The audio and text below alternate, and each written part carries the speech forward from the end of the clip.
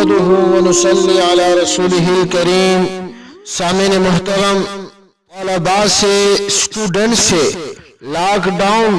اور کرونا کی چھٹیوں کی فیس لینا جائز ہے یا نہیں، اس کے متعلق قرآن و سنت و فقہ کی روشنی میں عرض کروں گا۔ اگر اسکول یا مدرسہ لاک ڈاؤن اور کرونا وائرس کے درمیان آن لائن پڑھا رہا تھا تو اس صورت میں اسکول اور مدرسے والوں کے لیے جائز ہے کہ وہ طلباء سے ان چھٹیوں کی فیس وصول کریں، اور اگر وہ ان دنوں میں آن لائن پڑھائی نہیں کرا رہا تھا بلکہ اسکول کی طرف سے چھٹیاں تھیں اور مدرسے کی طرف سے چھٹیاں تھیں، تو اس صورت میں دیکھا جائے گا کہ اسکول یا مدرسے کا پہلے سے کیا اصول ہے۔ اگر ان کا پہلے سے یہ اصول ہو کہ وہ چھٹیوں کی فیس بھی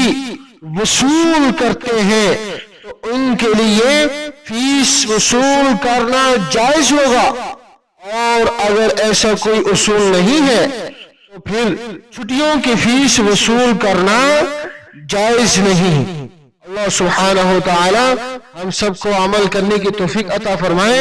البتہ اس کا حوالہ آپ سنن الترمذی باب ابواب الاحکام باب ما ذکر عن النبی صلی اللہ علیہ وسلم فی الصلح بین الناس جلد نمبر 1 صفحہ نمبر 251، اسی طرح عبد المختار مع رد المختار جلد نمبر 9 صفحہ نمبر 112 کے اندر ملاحظہ کر سکتے ہیں۔ اللہ سبحانہ وتعالی ہم سب کو عمل کرنے کی توفیق عطا